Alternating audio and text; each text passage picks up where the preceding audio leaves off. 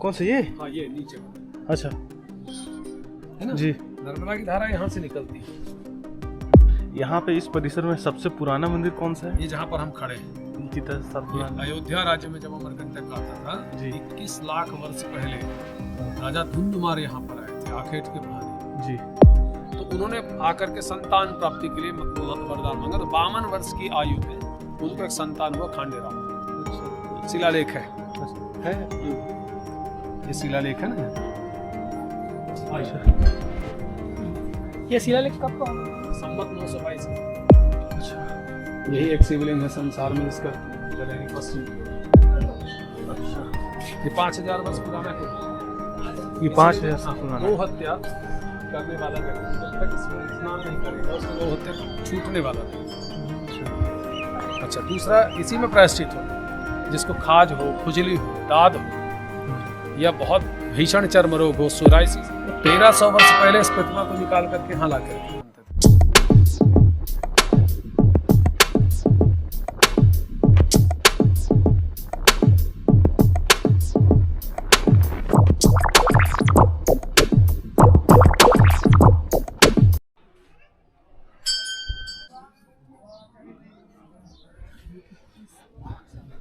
कौन सा ये? हाँ ये नीचे वाला अच्छा है ना जी। नर्मदा की धारा यहाँ से निकलती है। अच्छा अच्छा यहाँ से निकलता ये है? 3 दिन का पानी है ना। 3 दिन पहले आए होते तो पूरा क्लियर दिखता। ये पानी इतना जो भरा है ये 3 दिन का पानी है? हाँ ये जल्दी जल्दी चढ़ता है फिर इसके बाद में अब उस कुंड में जाना शुरू हो तो थोड़ा स्लो हो जाएगा। अच्छा लेकिन ये लगभग 2-3 दिन में और भर जाएगा ये पूरा। अच्छा इसके अच्छा बाद जो ओवरफ्लो होता है जी। वो नर्मदा की धारा है। अच्छा यहाँ पे इस परिसर में सबसे पुराना मंदिर कौन सा है? ये जहाँ पर हम खड़े हैं कितना साल ये पुराना? अयोध्या राज्य में जब अमरकंटक आता था जी। 21 लाख वर्ष पहले हाँ। राजा धुंधुमार यहाँ पर आए थे आखेट के बहाने। जी। ये दंडकारण्य भी है। हाँ। अमरकंटक दंडकारण्य में आता है। हाँ हाँ तो यहाँ पर जब आखेट के बहाने आए तो जहाँ से नर्मदा की मूल धारा है वो बहुत तेज निकलती थी। जी। तो वहां पर सिंह को हाँ। और गाय को एक साथ जल पीते देखा। हाँ। जैसे हिंसक प्राणी अपनी हिंसा भूल जाए जी। और भय रखने वाला जो प्राणी है वो भय से मुक्त हो जावे जी। तो निश्चित बात है वहां कोई न कोई दैवी शक्ति या चमत्कार होगा जी। कि जो दोनों प्राणियों में भेद जो था उसको समाप्त कर दे कि ये सिंह है और ये गाय है। जी। तो उन्होंने देखा तो मेडिटेशन किया उन्होंने और मेडिटेशन से नर्मदा का प्रकटीकरण हुआ। जी। और उन्होंने पूछा कि आप कौन हो तो उन्होंने नर्मदा जी ने बताया कि मैं नर्मदा हूँ और यहाँ इसीलिए जो विषधर प्राणी है उसका विष नहीं लगता। और वाकई अमरकंटक में आज तक किसी का जो मृत्यु है वो सर्प के काटने से नहीं हुआ। अभी हजारों वैरायटी के सर्प हैं लेकिन इतने जहरीले भी हैं। 10-10 वैरायटी के यहाँ पे जहरीले सर्प हैं। डंडा कैरेट यानी इंडियन कैरेट जिसको कहते हैं हाँ वो भी है और छुप करके वार करता है। लेकिन आज तक किसी का जो मृत्यु है वो सर्पदंश से नहीं हुआ। दूसरा चीज हिंसक जो प्राणी शेर है वो आज तक किसी आदमी पर आक्रमण नहीं किया। पहले बहुत डेंस फॉरेस्ट था मतलब 20-25 साल पहले खूब जंगल में जानवर थे। शेर भालू चीता बगवा जी। सब प्रकार के थे लेकिन वो कभी किसी पर आक्रमण नहीं करते थे। शेर तो कभी नहीं किया। जी। गाय जो भय खाती है वो किसी मनुष्य से भय नहीं खाती। ये आज भी दिखता है। तो अच्छा। उस समय जब मतलब राजा धुंधुमार राम के पूर्वज जो आए थे तो यहाँ पर देखा तो उन्होंने एक छोटे से कुंड का निर्माण करा दिया जी। माई के प्रति कि चिन्ह रहेगा। जब हम कभी आएंगे तो यहाँ पर देखेंगे कि ये आराधना का या पूजा का स्थल रहेगा तो हम कभी पूजा कर पाएंगे। तो राजा धुंधुमार ने सबसे पहले यहाँ पर कुंड का निर्माण कराया। राजा धुंध कौन है? राजा धुंधुमार राम के पूर्वज। अच्छा राम मानधाता से पहले। अच्छा हाँ। तो लगभग 21 लाख वर्ष आज की यदि गणना करेंगे हाँ। तो 21 लाख वर्ष पहले इस कुंड का निर्माण हुआ था। इसके बाद आधा कुंड 2500 वर्ष पहले एक रेवा नायक हुआ। नर्मदा जी का परम भक्त था हर्राव का व्यापारी था। जी। बाद में उसने नर्मदा जी को स्वप्न में दर्शन हुए। उसने माई ने कहा कि तुम मेरे लिए मंदिर का निर्माण कराओ। तो उन्होंने कहा कि माई मैं हर्रा बेचता हूँ मैं इतनी सामर्थ्य रखता नहीं उसमें बहुत धन की आवश्यकता है। जी। तो जब सुबेरे देखा तो वरदान के कारण वो हर्रा जो थे सोने के हो गए थे। अच्छा। तो ओमकारेश्वर महादेव की मंदिर और वो जो नीचे वाला मंदिर है पचरी पानी जी वहाँ पर हाँ। वो रेवा नायक का बनाया हुआ मंदिर है। जी। इसके बाद ये जो आधा कुंड है जी। ये नागपुर जब 1156 वर्ष पहले नागपुर स्टेट हुआ करता था तो इसमें बिजुक सिस्टम वाला कुंड बनाया जिसमें चाबी लगा के हम खोलेंगे तो कुंड पूरा खुल जाएगा, अच्छा और चाबी लगा के बंद कर देंगे तो पूरा जलराशि स्थिर होने लग जाएगी और फिर ओवरफ्लो बहेगा। हाँ तो कंटिन्यू फ्लोइंग को रिवर बोलते हैं, किसी कुंड तालाब या झरने पोखरे को नहीं, जी जो यहाँ से लेके समुद्र तक जाती है। इसी एक अक्षुण्ण धारा को नर्मदा नदी कहते हैं। इसके अलावा दूसरा कोई उद्गम स्थान नहीं है। जी जिस प्रकार से अमरकंटक में लोग भ्रम फैलाते हैं जी कि गुप्त हुई, तो यहाँ से लेके बाहर 50 मीटर तक इतनी गुप्त है, अच्छा क्योंकि ये रोड बने हुए हैं, कैनाल बना हुआ है, हाँ कंस्ट्रक्शन हो गया, इसके कारण ये गुप्त है। जी बाकी गुप्त कभी नहीं था, ये पूरा ओपन था, ऐसे ही बहता है नर्मदा। जी तो खसकने लगा है, जी वहां से खसकने लगा है, जी ठीक। यहाँ पे एक गड्ढा दिख रहा है, जो ये अंदर दिख रहा है। मुझे दिख रहे हैं पत्थर, हाँ। खसकने लगे। ऊपर कंक्रीट कराया गया बाद में, हाँ अच्छा है ना जी 5 साल पहले कंक्रीट कराए हैं उसमें, हाँ तो सब खसक रहे थे सीढ़ियाँ। अच्छा इधर का ये भसक रहा था, हाँ हाँ जी दलदल था पहले। ये दलदल था। जब बाउंड्री नहीं था, हाँ बाउंड्री संवत 1939 का है ना, अभी 2080 है, तो लगभग 150-150 वर्ष पहले। तो ये जो गायत्री सावित्री हो सीधे आके यहाँ पे गिरती थी। अच्छा, जहाँ पे गायत्री सावित्री का संगम है, हाँ वो है ब्रह्म प्रयाग। जी वहाँ से गायत्री नदी आती है, जी ब्रह्म पर्वत है, ब्रह्म पर्वत के पास में गायत्री नदी हाँ दाहिने साइड बाएं साइड जी से, जी और सावित्री आती है पूर्व दिशा से। जी तो यहाँ पर आकर के ब्रह्मा और गायत्री और सावित्री का जो संगम है अच्छा वो ब्रह्म प्रयाग है। इसके बाद जब इसमें आके मिलता है, हाँ ये रुद्र प्रयाग हो गया। हाँ यही चीज, हाँ हाँ क्योंकि ये कोटि तीर्थ बनता है नर्मदा के संगम से, तो त्रिवेणी हो गई है, हाँ हाँ त्रिवेणी संगम। जी तो यहाँ पर रुद्र का भाग है, इसीलिए नर्मदेश्वर महादेव जी यहाँ रुद्र। इसके बाद जो चक्र तीर्थ बताया, जी जिसका महत्तम है भाद्रपद में वामन द्वादशी हाँ और रोहिणी नक्षत्र युक्त अष्टमी। हाँ तो रोहिणी नक्षत्र युक्त अष्टमी पड़ती है भादों की जी जन्माष्टमी, जी जी जनरली वही है ना। हाँ और दूसरा जो द्वादशी पड़ता है वो भी वामन द्वादशी दूसरे दिन का, जी वो चक्र तीर्थ का महत्तम है। तो विष्णु प्रयाग, जी उसके बाद में इंद्र प्रयाग हुआ तुम्हारा, वो जहाँ पे बैतरणी, वो स्वर्ग द्वार है। जी स्वर्ग द्वार कहाँ पर, जहाँ पर बैतरणी आके नर्मदा से संगम करती, वो इंद्र का तो इंद्र प्रयाग कहलाए। उसके बाद यम प्रयाग है, आरण्य संगम। वहाँ गायत्री, सावित्री, कपिला, क्या कहते हैं, बैतरणी और नर्मदा, 6 नदियों का जल जी जहाँ पर है। वो संसार में सबसे पहले पिंड तीर्थ बना। जी हिरण्य तेजा राजा, जब पूरे धरती में कोई पवित्र नदी नहीं थी, जी उस समय आकर के तपस्या किया, भगवान शिव के द्वारा नर्मदा की उत्पत्ति कराई, और फिर जाकर के अपने पितरों का श्राद्ध वहीं पर किया। उसका नाम है एरंडी संगम। एरन यानी माया, डा यानी छुड़ाने वाला। जी जी तो सबसे पहले संसार में पिंड तीर्थ बना।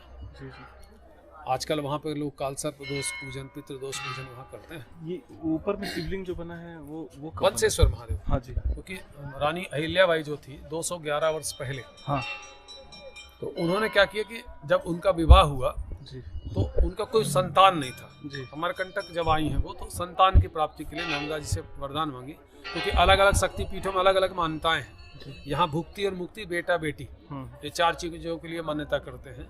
जैसे धन की कामना करना हो तो मुंबा देवी जाना होगा आपको, बम्बई में, और ज्ञान की प्राप्ति करना है तो काली पीठ जाना पड़ेगा आपको। जी तो ऐसे शक्तिपीठों में अलग अलग चीज़ों की साधना है। तो यहाँ पर बेटा बेटी, भुक्ति और मुक्ति के लिए, तो उन्होंने आकर के संतान प्राप्ति के लिए वरदान मांगा। तो 52 वर्ष की आयु में उनको एक संतान हुआ, खांडेराव। अच्छा शिलालेख है, अच्छा है ये शिलालेख है ना यहाँ। अच्छा ये शिलालेख कब का होगा? संवत 922 का।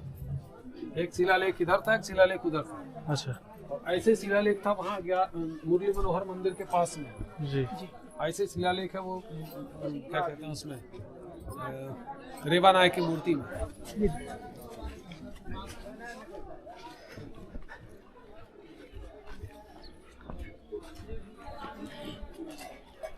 ओमकारेश्वर महादेव, अच्छा उनका जलहरी पश्चिम की ओर। अच्छा यही एक शिवलिंग है संसार में जिसका जलहरी पश्चिम की ओर। प्राचीन ओमकारेश्वर महादेव है ना, क्योंकि विष्णु शिव पुराण में ब्रह्मा जी के द्वारा दो शिवलिंगों की स्थापना जो की गई मैकल पर्वत पर। इसका नाम है पर्यंक पर्वत, इसी का नाम ऋषभ पर्वत है। तो इस ऋक्षवान पर्वत पर ही ब्रह्मा जी ने अमरेश्वर महादेव और ओमकारेश्वर महादेव की स्थापना करके पूजन की।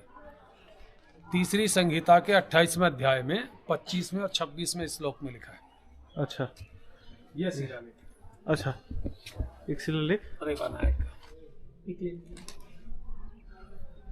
कुंड देख रहे हैं जी, ये कलयुग में महत्तम रखने वाला नर्मदा उद्गम माना गया। अभी जो है वर्तमान। हाँ, क्योंकि नर्मदा की जो उत्पत्ति होती है वो प्रत्येक कल्प में और प्रत्येक युग में अलग अलग है। अच्छा, और अमरकंटक में जब इस आदमी आते हैं तो उनको 5 कुंडों में स्नान करना चाहिए, तब नर्मदा मोक्ष देती है जी। एक दिन विशेष है उसके लिए आकर के स्नान करें, और अलग अलग जगह का अलग अलग दान है। जी जी किस कुंड में स्नान करने के बाद क्या दान करना चाहिए। जी जी क्योंकि नर्मदा की धारा हमेशा मैकल पर्वत पर ही उत्पन्न होती है, नर्मदा जी जल रूप में, और प्रत्येक कल्प में। जी तो सतयुग में जो नर्मदा की धारा बहती थी मारकंडे आश्रम से, जी। जहाँ पे मारकंडे आश्रम है, वो जो तालाब है हाँ, वो कुंड है। अच्छा, जब वहाँ कुंड खोदेंगे हाँ, तो वो धारा निकल करके पूर्व की ओर जाती थी अच्छा, सतयुग में। हाँ, इसके बाद मारकंडे वटे कृष्णम, फिर वटे कृष्ण है जहाँ पे कृष्ण भगवान वट के रूप में प्रकट हुए, उस आश्रम को वटे कृष्ण कहते हैं। कृष्ण ही वटः वटैव कृष्ण, कृष्ण ही वट है। क्योंकि जब दंडकारण्य में उन लोगों का पांडवों का आगमन हुआ तो द्रौपदी को वट वृक्ष की पूजा करनी थी, वट सावित्री की। तो उसने एक एक करके सबको भेजा, सब लोग ढूंढ कर लाने वाले थे, वट का वृक्ष नहीं मिला और संध्या काल उपस्थित हो गए। तो उस समय भगवान कृष्ण को उन्होंने पुकारा और वो वट का वृक्ष लेकर के उत्पन्न हुए जी। भगवान। कहा उसने द्रौपदी, ये तू अपने वट वृक्ष को ले और तू उसकी पूजा कर ले, और अपने वट सावित्री व्रत का जो समापन है उसको तू कर। बाकी लोग कहाँ गए, तो बाकी लोग सब वट का वृक्ष लेने जा रहे। पूरे दिन इस मैकलांचल में कहीं पे वट का पेड़ नहीं था। वो वट का वृक्ष हमेशा जब एक बार समाप्त हो जाता फिर निकल आता है जी। पूरा पेड़ समाप्त हो जाएगा, हजारों वर्ष तक जिएगा, इसके बाद समाप्त हो जाता है। ऐसे 2-3 बार वो निकल चुका है। हाँ, उस जगह को बोलते हैं वटे कृष्णाश्रम। तो जब त्रेता आया तो वहां से धारा निकल करके ये उत्तर की ओर जाने लगी। फिर जब द्वापर आया तो द्वापर में यहाँ, अच्छा, द्वापर में यहाँ पर ये लिखा है नर्मदा कुंड कहाँ? अच्छा, शिलालेख। अच्छा, ये अच्छा, ये 5000 वर्ष पुराना कुंड। ये 5000 साल पुराना गौ हत्या करने वाला व्यक्ति जब तक इसमें स्नान नहीं करेगा उसको गौ हत्या छूटने वाला नहीं। अच्छा, अच्छा, दूसरा इसी में प्रायश्चित होगा। जिसको खाज हो, खुजली हो, दाद हो, या बहुत भीषण चर्म रोग हो, सोराइसिस इत्यादि हो, वो इसके जल से स्नान करेगा तो ठीक होगा। निश्चित तिथि में, निश्चित एक तिथि है, एक तिथि में स्नान करेगा और वो जो छोड़ेगा रोग को तो छूटेगा। फिर ये रोहिणी देवी, चिकन पॉक्स, स्मॉल पॉक्स आदि रोग होते हैं, उसके निराकरण के लिए रोहिणी देवी का मंदिर। इसका चढ़ा हुआ कोई पुजारी पंडा नहीं खाता। यहाँ पे भाट ब्राह्मण होते हैं, भट्ट दुर्गा राव करके एक ब्राह्मण थे, बउआ राव करके थे, उनकी पीढ़ी के लोग इसका चढ़ा हुआ खाते हैं। तो वो लोग उसके रोग दोग को निराकरण करने के लिए कंडे की माला, उनकी पूजा पद्धतियाँ अलग हैं। तो वो सब उसमें वो निवाड़ से बना हुआ सूत, उसका इस तरीके से हल्दी पानी, वो आम का पत्ता, और इस तरीके से उसमें उसकी पूजा की पद्धतियाँ हैं, वो उन्हीं लोगों को मालूम है। तो वही लोग उसका निराकरण कराते हैं। तो जैसे चिकन पॉक्स, स्मॉल पॉक्स, यहाँ पे दाद, खाज, खुजली, सोराइसिस और गौ हत्या, उसका प्रायश्चित कराने के लिए अलग पंडा परिवार जी। ये द्वापर का नर्मदा उद्गम। इसके बाद ये कुंड जो बना ये कलयुग में बना है। अच्छा, तो 2500 वर्ष पहले आधा कुंड बना और 1156 वर्ष पहले आधा कुंड बना। तो मारकंडे वटे कृष्णाम रोहिण्याम च महोदधि। इसको महोदधि इसलिए बोलते हैं क्योंकि 1000 धाराएं हैं, और जिस जगह पर 1000 धाराएं मिलती हैं उसको समुंदर कहते हैं। जहाँ पे हजारों नदियाँ जाके मिलती हैं उसको बोलते हैं समुंदर। तो ये हजारों धाराएं जो है हजारों तीर्थ हैं, क्योंकि सबका महत्व नर्मदा में समा गया। सारे तीर्थों का महत्व तो समाप्त हो गया, कलयुग की देवी नर्मदा जी। तो ये जो हजारों धाराएं वो हजारों नदियाँ हैं, वो सब नर्मदा जी में प्रकट होती हैं। तो इसको महोदधि कहते हैं। एक ये महोदधि, और जहाँ पे नर्मदा जाके मिलती है रेवा सागर संगम, उसको भी महोदधि बोलते हैं। तो मारकंडे वटे कृष्णाम रोहिण्याम च महोदधि कोटि तीर्थ कृते स्नानम। अब कोटि तीर्थ कहाँ पर है? जहाँ पे गायत्री सावित्री नर्मदा का संगम है। कोटि तीर्थ कृते स्नानम पुनर्जन्म निविद्यते। ऐसे प्राणी का पुनर्जन्म नहीं होता। नर्मदा मोक्ष देती है, लेकिन ये 5 गंगाओं को जानना पड़ेगा। तो नर्मदा की ही 5 धाराएं, और ये बड़ा रहस्य है। और वो तिथि विशेष है कि जिसमें स्नान करना चाहिए। जी नर्मदे। ये जो इसको देख रहे हैं, जी ये हाथी की जो प्रतिमा है, ये 1300 वर्ष पहले यहाँ पे स्थापित हुई थी, यहाँ पर पाई गई। कोटि तीर्थ में कभी दलदल हुआ करता था, तो जब वहां पर गाय भैंस से फंस जाए करें तो लोग निकाल करके लाते थे। तो एक बार कोई पंडा पुजारी वहां फंस गया, उसको निकालते निकालते इसके हाथ से वो था करके वहां पर खड़े थे।